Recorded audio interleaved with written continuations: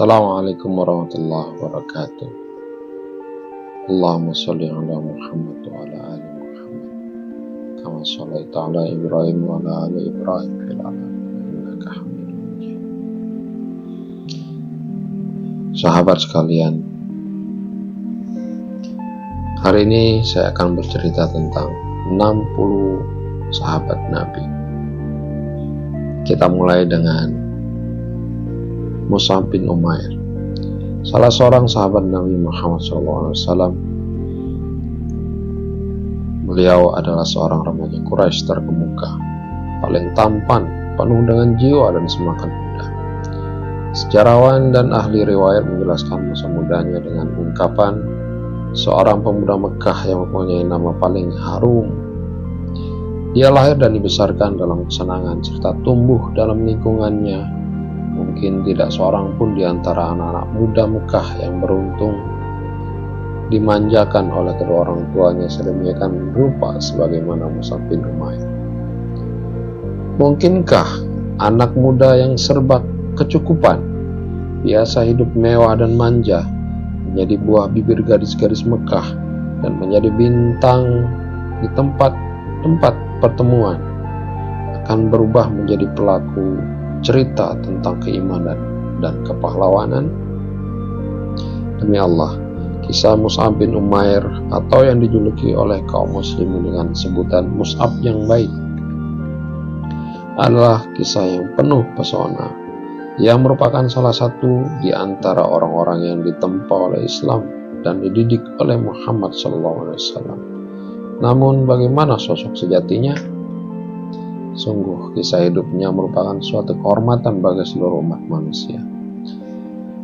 Suatu hari, anak muda ini mendengar tentang Muhammad Al-Amin yang mulai menjadi perhatian bagi penduduk Mekah, bahwa Muhammad SAW menyatakan dirinya telah diutus oleh Allah sebagai pembawa berita gembira dan pemberi peringatan, sebagai penyeru yang mengajak umat beribadah kepada Allah yang Maha Esa.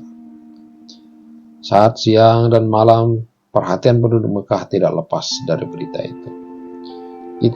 Ketika yang ada hanya perbincangan tentang Rasulullah SAW dan agama yang dibawanya, anak muda yang manja ini paling banyak mendengar berita ini. Meskipun usianya masih belia, ia menjadi bunga di setiap tempat pertemuan dan perkumpulan. Setiap pertemuan apapun, mereka selalu berharap Mus'ab hadir di dalamnya. Penampilannya yang anggun dan otaknya yang cerdas merupakan keistimewaan Ibnu Umair yang mampu membuka semua hati dan pintu.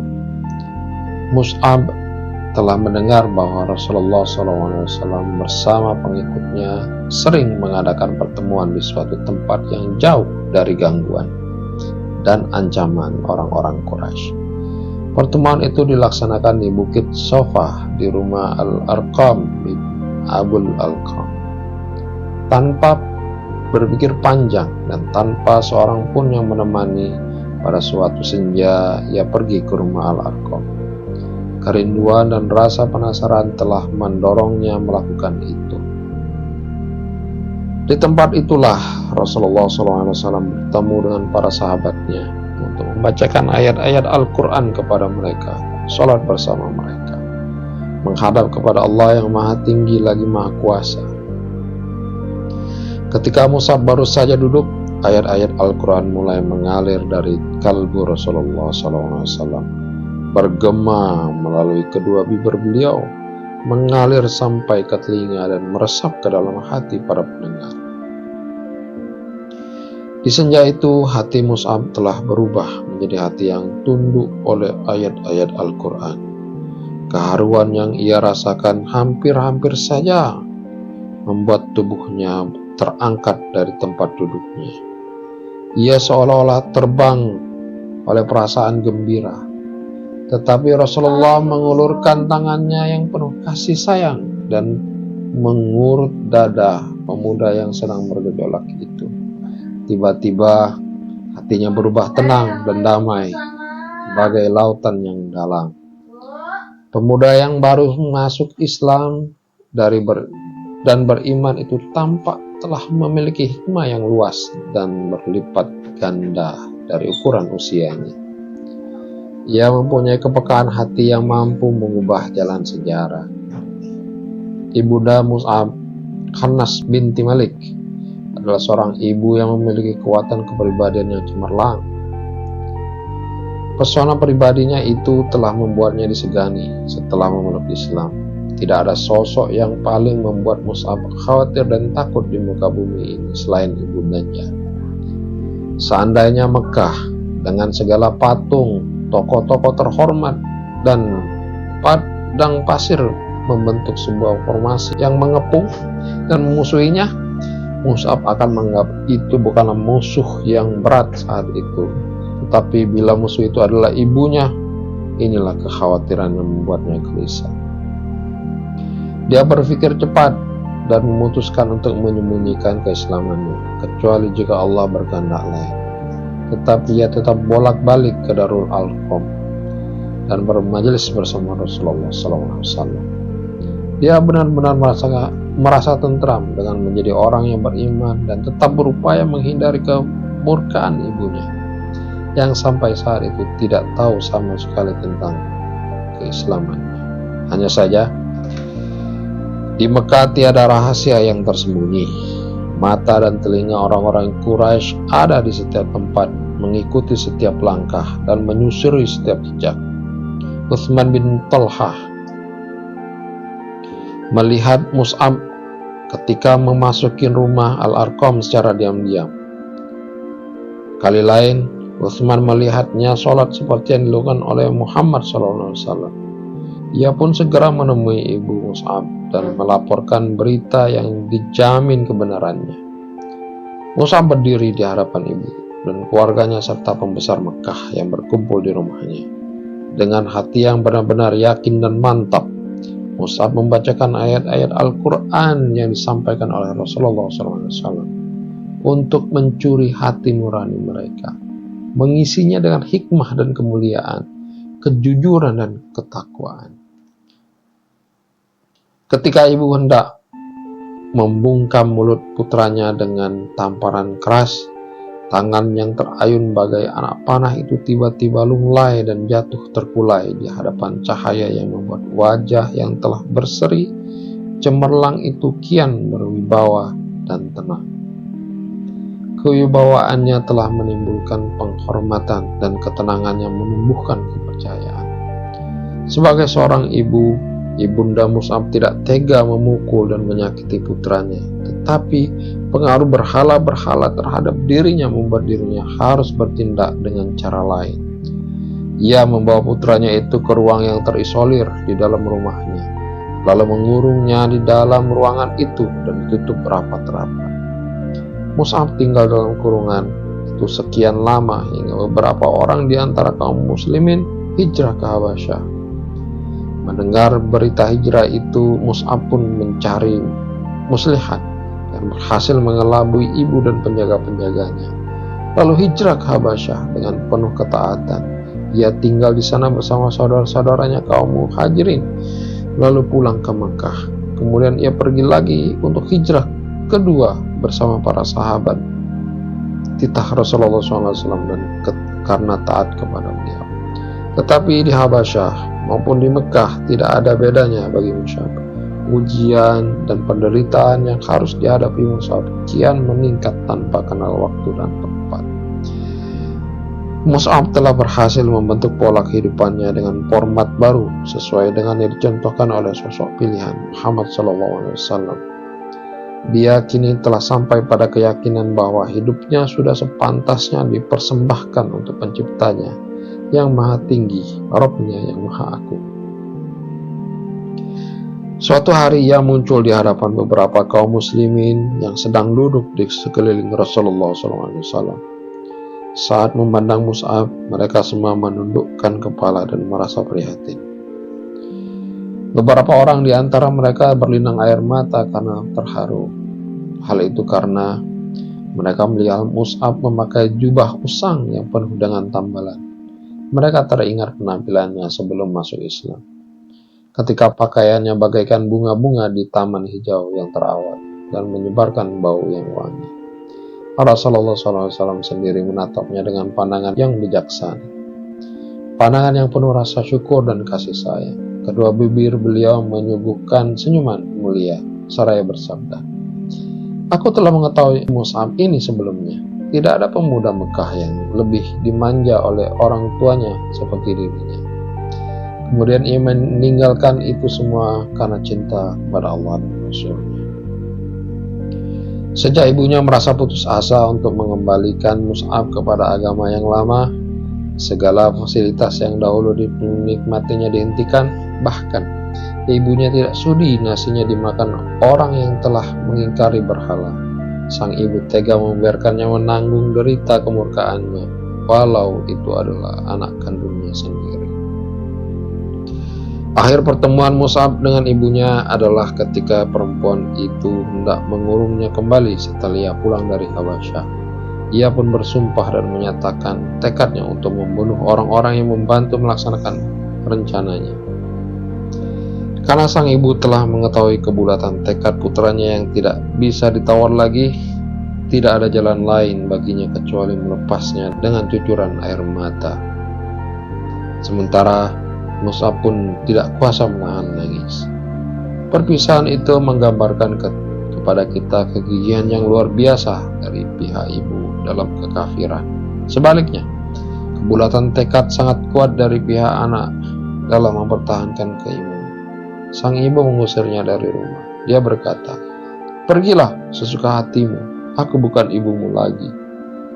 Mus'ab menghampiri ibunya seraya berkata, "Wahai bunda, saya ingin menyampaikan nasihat kepada bunda dan ananda merasa kasihan kepadamu.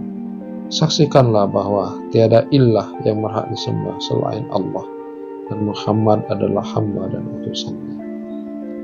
Ibunya menjawab dengan penuh emosi dan kesal, "Demi binatang, sekali-kali aku tidak akan masuk ke dalam agamamu itu. Otakku bisa jadi rusak." Mus'ab kini meninggalkan kemewahan dan kesenangan yang dinikmatinya selama ini dan memilih hidup miskin dan sengsara.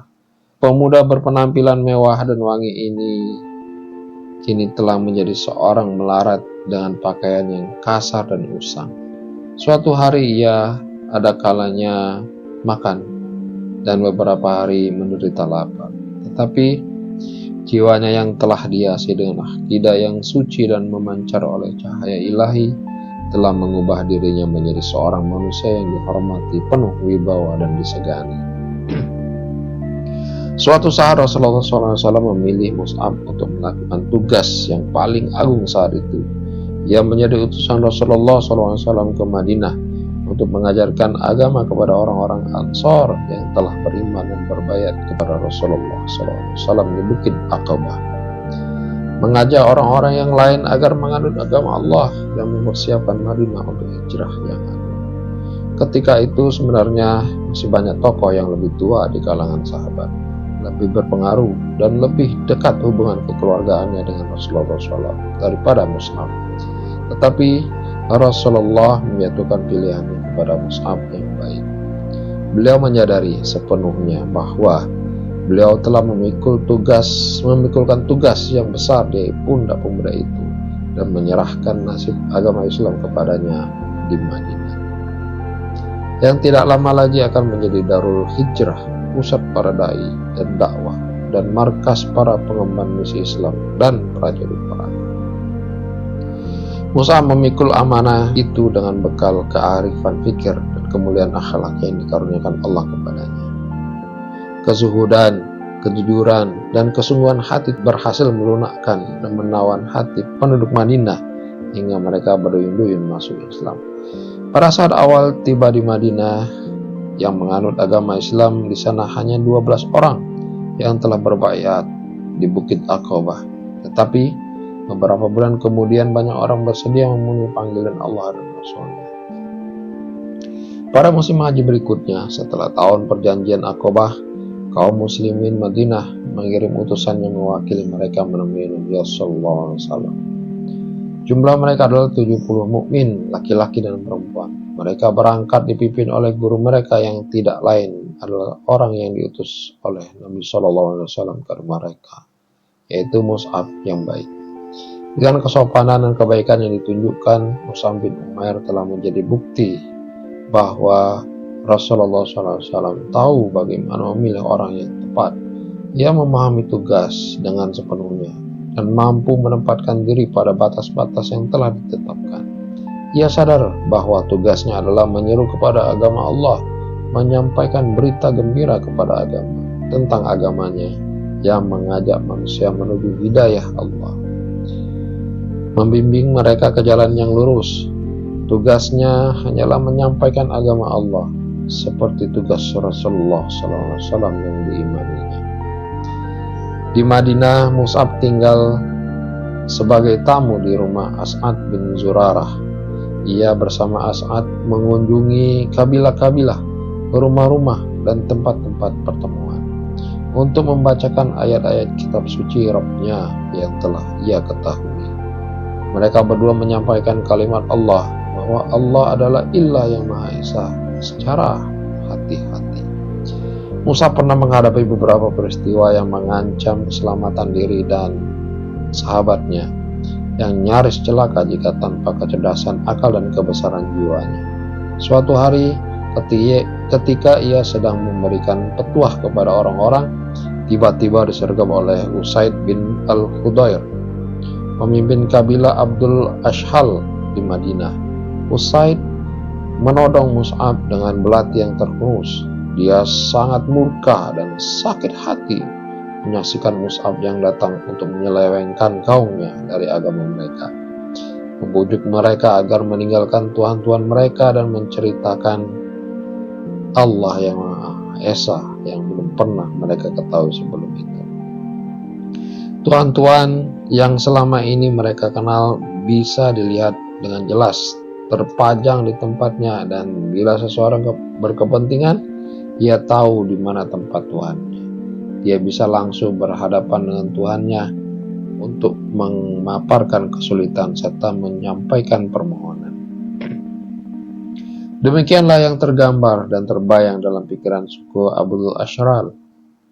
Berbeda dengan Rabb Muhammad SAW yang sedang didakwahkan oleh utusan yang datang kepada mereka itu, tiada seorang pun mengetahui tempat-tempatnya atau melihatnya. Saat kaum muslimin yang sedang duduk bersama Mus'ab melihat kedatangan Usaid bin al-Khudair, mereka membawa kemurkaan bagaikan api yang berkobar. Mereka pun merasa khawatir. Tetapi Mus'ab yang baik tetap tenang, percaya diri, dan menunjukkan kegembiraan. Bagaikan singa hendak menerkam, Usaid berdiri di depan Mus'ab dan As'ad bin Zurarah seraya berkata, "Apa maksud kalian datang ke kampung kami?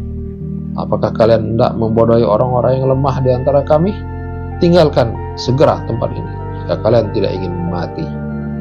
Bagaikan samudra yang tenang dan dalam, laksana cahaya fajar yang ceria dan damai, ketulusan hati Mus'ab yang baik mampu menggerakkan lidahnya untuk mengeluarkan ucapan yang lembut. "Mengapa Anda tidak duduk dan mendengarkan dulu? Seandainya Anda menyukai, Anda dapat menerimanya. Sebaliknya jika tidak, kami akan dengan apa yang Anda benci." Usaid adalah sosok yang berakal cerdas dalam hal ini. Ia melihat bahwa Mus'ab mengajaknya berdialog dan meminta pertimbangan kepada hati nuraninya sendiri. Ia hanya dimohon bersedia mendengar, bukan lainnya. Jika ia menyetujui, ia akan membiarkan Mus'ab, dan jika tidak, Mus'ab berjanji akan meninggalkan kampung dan penduduknya untuk mencari tempat di masyarakat lain dengan tidak merugikan orang lain ataupun dirugikan. Ketika itu Mus'ab menjawab, "Sekarang aku ijab." Dia pun melemparkan belatinya ke tanah dan duduk mendengarkan. Ketika Mus'ab membaca ayat-ayat Al-Quran dan menguraikan seruan yang dibawa oleh Muhammad bin Abdullah, dada Usaid mulai terbuka dan bercahaya, berdetak mengikuti naik turunnya suara serta meresapi keindahannya. Belum selesai Mus'ab menyampaikan uraiannya, Usaid sudah berseru kepadanya dan orang-orang yang bersama, "Alangkah indah dan benarnya ucapan itu. Apakah yang harus dilakukan oleh orang yang hendak masuk agama ini? Mereka menjawabnya dengan suara tahlil yang bergemuruh bagai hendak mengguncangkan dunia. Kemudian Mus'ab berkata kepada Usaid, hendaklah ia menyucikan badan dan pakaiannya, serta bersaksi bahwa tiada ilah yang berhak diibadahi selain Allah. Setelah itu Usaid meninggalkan mereka, kemudian kembali dengan rambut yang masih meneteskan air sisa bersuci. Ia berdiri sambil menyatakan pengakuannya bahwa tiada ilah yang berhak diibadahi selain Allah dan Muhammad itu utusan Allah. Berita keislaman Usaid pun cepat tersebar bagai cahaya. Keislamannya disusul oleh kehadiran Sa'ad bin Mu'az. Setelah mendengar uraian Mus'ab, Sa'ad pun merasa puas dengan masuk Islam. Langkah ini disusul oleh Sa'ad bin Ubadah. Dengan keislaman mereka bertiga, maka selesailah sudah persoalan dengan berbagai suku di Madinah. Warga Madinah saling berdatangan dan bertanya-tanya antara sesama mereka. Jika Usaid bin Hudair, Sa'ad bin Ubadah, dan Sa'ad bin Mu'az telah masuk Islam, apalagi yang kita tunggu? Ayo kita pergi kepada Mus'ab dan beriman bersamanya, kata orang. Kebenaran itu terpancar dari celah-celah gigi. Demikianlah duta Rasulullah SAW yang pertama telah mencapai hasil gemilang. Keberhasilannya memang wajar dan pantas diraih oleh Mus'ab. Hari berganti hari, tahun demi tahun terus berjalan hingga tiba waktu Rasulullah SAW bersama para sahabat beliau hijrah ke Madinah. Orang-orang Quraisy semakin terbakar oleh dendam. Mereka menyiapkan segala yang diperlukan untuk melanjutkan tindak kezaliman terhadap hamba Allah yang salah. Perang Badar meletus, dan kaum Quraisy pun harus menelan pil pahit yang menghabiskan sisa-sisa pikiran sesat mereka, hingga mereka berusaha untuk menuntut balas. Setelah itu perang Uhud menjelang, dan kaum muslim pun bersiap-siap mengatur barisan. Rasulullah SAW berdiri di tengah barisan itu, menatap setiap wajah orang beriman untuk memilih siapa di antara mereka yang berhak membawa bendera perang. Beliau pun memanggil Mus'ab yang baik. Dan akhirnya ia tampil sebagai pembawa panji perang kaum muslimin. Peperangan berkobar dan berkecamuk dengan sengitnya. Namun sayang, pasukan pemanah melanggar perintah Rasulullah SAW. Mereka meninggalkan posisinya di puncak bukit setelah melihat orang-orang musyrik mundur dan menderita kekalahan. Perbuatan mereka itu secepatnya mengubah suasana, hingga kemenangan kaum muslimin beralih menjadi kekalahan. Pasukan kaum muslimin dikagetkan oleh serangan balik pasukan berkuda Quraisy yang menyatronin mereka dari puncak bukit. Mereka diserang saat dalam keadaan lengah dengan pedang-pedang yang haus darah dan mengamuk bagi orang gila. Ketika musuh melihat barisan kaum muslimin porak-poranda, mereka pun mengalihkan serangan ke arah Rasulullah SAW untuk membunuh beliau. Mus'ab bin Umair menyadari ancaman yang berbahaya tersebut. Dia pun mengangkat panji perang setinggi-tingginya dan bagaikan raungan singa, ia bertakbir sekeras-kerasnya. Ia berjalan ke depan, melompat, mengelak dan berputar lalu menerkam. Ia memfokuskan semua upaya untuk menarik perhatian musuh kepadanya dan melupakan Rasulullah SAW. Ia bertahan sendirian bagaikan satuan pasukan. Sungguh, walaupun seorang diri Mus'ab bertempur laksana pasukan tentara besar, sebelah tangannya memegang bendera bagaikan tameng kesaktian, sedangkan yang sebelah lain menebaskan pedang dengan mata yang tajam. Tetapi musuh kian bertambah banyak. Mereka hendak menyeberang dengan menginjak-injak tubuhnya untuk mencapai posisi Rasulullah. Sekarang marilah kita perhatikan saksi mata yang akan menceritakan saat-saat terakhir datang kehidupan Mus'ab bin Umair. Ibnu Sa'ad menuturkan, Ibrahim bin Muhammad bin Surahbil al-Abdari menceritakan kepada kami dari ayahnya berkata, Mus'ab bin Umair adalah pembawa bendera di perang Uhud. Tatkala barisan kaum muslimin berkocar-kacir, Mus'ab tetap bertahan pada posisinya. Ibnu Qami'ah datang berkuda lalu menebas tangan kanannya hingga putus, Mus'ab mengucapkan, Muhammad itu tiada lain hanyalah seorang utusan yang sebelumnya telah didahului oleh beberapa utusan. Kini ia memegang bendera dengan tangan kirinya sambil membungkuk melindunginya. Musuh pun menebas tangan kirinya itu hingga putus pula. Mus'ab membungkuk ke arah bendera. Lalu dengan kedua pangkal lengan ia mendekap bendera ke dada sambil mengucapkan, Muhammad itu tiada lain hanyalah seorang utusan dan sebelumnya telah didahului oleh beberapa utusan. Musuh menyerangnya kembali dengan tombak dan menusukkannya hingga patah. Mus'ab akhirnya gugur dan bendera perang pun jatuh. Mus'ab gugur dan panji perang jatuh. Ia gugur sebagai bintang dan mahkota para syuhada. Hal itu dialaminya setelah mengarungi kancah pengorbanan dan keimanan dengan keberanian yang luar biasa. Saat itu Mus'ab yakin bahwa sekiranya ia gugur tentu jalan para pembunuh akan terbuka lebar menuju Rasulullah tanpa ada pembela yang akan melindungi beliau. Karena cintanya yang tiada terbatas kepada Rasulullah SAW dan cemas memikirkan nasib beliau, bila seandainya ia gugur maka setiap sahabetan pedang menebas tangannya. Ia mengucapkan, Muhammad itu tiada lain hanyalah seorang utusan dan sebelumnya telah didahului oleh beberapa utusan. Kalimat yang kemudian dikukuhkan sebagai wahyu ini selalu diulang dan dibaca sampai selesai hingga akhirnya menjadi ayat Al-Quran yang selalu dibaca orang. Setelah pertempuran sengit itu selesai, jasad pahlawan ulung yang syahid itu ditemukan dalam keadaan terbaring dengan wajah menelungkup ke tanah, digenangi oleh darahnya yang mulia. Tubuh yang telah kaku itu seolah-olah masih khawatir bila menyaksikan Rasulullah SAW ditimpa bencana, sehingga wajahnya disembunyikan agar tidak melihat peristiwa yang sangat tidak ia inginkan itu. Atau mungkin ia merasa malu karena telah gugur sebelum hatinya tentram oleh kepastian akan keselamatan Rasulullah. Sebelum ia selesai menunaikan tugasnya dalam membela dan mempertahankan Rasulullah. Wahai Mus'ab, cukuplah Allah bagimu. Namamu harum semerbak dalam kehidupan. Rasulullah SAW bersama para sahabat meninjau medan pertempuran untuk menyampaikan kata perpisahan kepada para syuhada. Ketika sampai di tempat terbaringnya jasad Mus'ab, air mata beliau mengucur deras. Khabbab bin Al-Arat menuturkan, kami hijrah bersama Rasulullah dengan mengharap ridha Allah, maka Allah memberikan balasan kepada kami. Di antara kami ada yang meninggal dan belum mendapatkan balasan dunia sedikit pun. Di antaranya adalah Mus'ab bin Umair yang gugur pada perang Uhud.